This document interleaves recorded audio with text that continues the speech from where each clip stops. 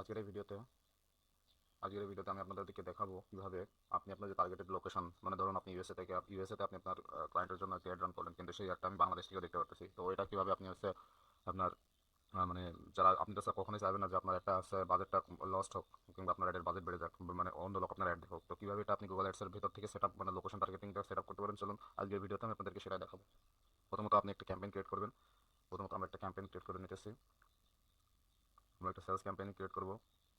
Add গোল দিয়ে দেন, আপনার মূল গোল কি, পার্সেস আমার মূল গোল, কন্টিনিউ। এখান থেকে আমি ক্যাম্পেইন টাইপ সিলেক্ট করবো, সার্চ। দেন আমি আমার ওয়েবসাইটটা দিয়ে দেবো। ওয়েবসাইটটা দেওয়ার পরে এবার আমি সরি সরি প্রথমে ক্যাম্পেইন ক্রিয়েট করলাম, সেলস ক্যাম্পেইন চালাবো, মানে পিপিসি, অ্যাড গোল, পার্সেস, কন্টিনিউ। করবো, কন্টিনিউ করার পরে এবার যাবো সার্চে, মানে আমার টাইপ হবে সার্চ, আবার ওয়েবসাইট ভিজিট, ওয়েবসাইটটা দিয়ে দেন। আপনার ওয়েবসাইট যদি না থাকে আপনি এটা পরবর্তীতেও দিতে পারেন। তো আমি যেহেতু লোকেশন টার্গেটিংটা দেখাবো যে কীভাবে আপনি এটা মানে করবেন, কীভাবে রিডিউস করবেন সেটা। তো এখান থেকে আপনি এটা যাবেন, ওয়েবসাইট ভিজিট দেওয়ার পরে কন্টিনিউ করে দিবেন। কন্টিনিউ করে দেওয়ার পরে এবার এখানে একটা নাম দিয়ে দিন যে আপনি কোন ক্যাম্পেইনের জন্য এটা হচ্ছে আপনি মানে কোন বিজনেসের জন্য এই ক্যাম্পেইনটা সেট আপ করতে চাচ্ছেন। তো আমি আমার ওয়েবসাইটের নাম আকারে দিয়ে দিলাম, ওয়েবসাইটের নাম আকারে দিয়ে দিতেছি। ওকে, ডেটটা বসাই দিবেন, তাইলে বুঝতে সুবিধা হবে যে আপনি কোন ডেটে এটা করেছেন, তার মনে থাকবে।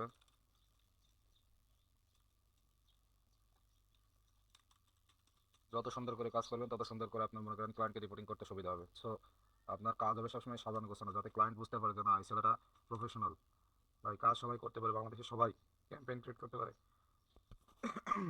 কিন্তু দিন শেষে রিপোর্টিং করার সময় বোঝা যায় যে কে কত ভালোভাবে করতে পারে। ঠিক আছে, স্টার্ট নিউ। এখানে যা আছে তাই থাকবে। বিটিং কনভার্সন আমি রাখতে চাই। আমি কি আমার অ্যাডটা আইতেছে গুগল সার্চ নেটওয়ার্কে দেখাইতে চাই। তো আমি চাই না গুগল সার্চ নেটওয়ার্কে দেখাক, আমি শুধু গুগল.com-এ দেখাইতে চাই। আমি তুলে দেবো চেকমার্কগুলো।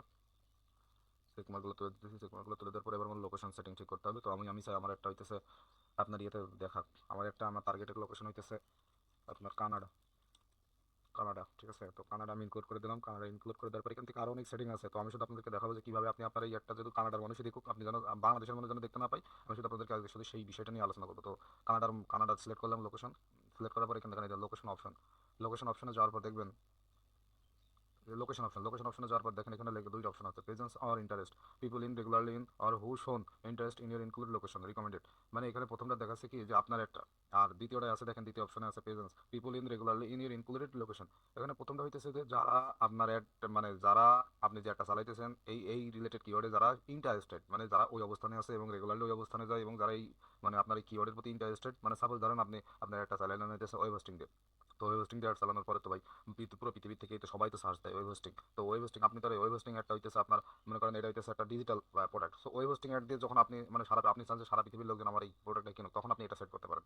আর যখন আপনি দেখবেন যে আমার এটা হইতেছে মানে একটা কি বলবো, ডগ ফুড সেল করে, তো ডগ ফুড তো আপনি তো ভাই কানাডার বাইরে সেল করবেন না, মানে আপনি কানাডার একজন বিজনেসম্যান, আপনি তো কানাডার বাইরে সেল করবেন না। তখন কিন্তু ভাই আপনাকে এই যদি আপনি এটা দেন, people in regularly in or who shown interest in your include location, মানে যারা আপনার এই ডগ ফুডের প্রতি ইন্টারেস্টেড, কিংবা আপনার ডগ ফুড ওই লোকেশন, আপনি যে লোকেশনে অ্যাড চালাচ্ছেন সেই লোকেশনে তারা প্রতিনিয়ত যায়, এই ধরনের মানে যারা লোকজন আছে তারা আপনার একটা দেখতে পাবে। সে কানাডা হোক, কিংবা ইউএসএ তে হোক, কিংবা বাংলাদেশের পাবলিকও দেখতে পারবে, কিংবা ইন্ডিয়ার পাবলিকও দেখতে পারবে।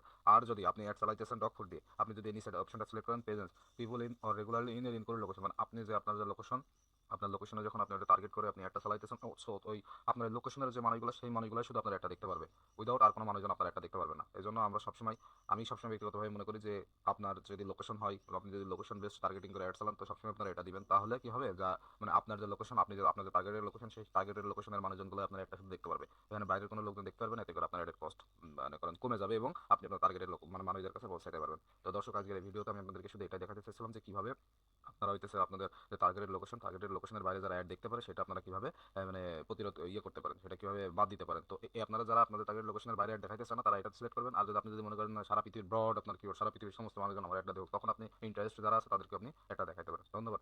আসসালামু আলাইকুম।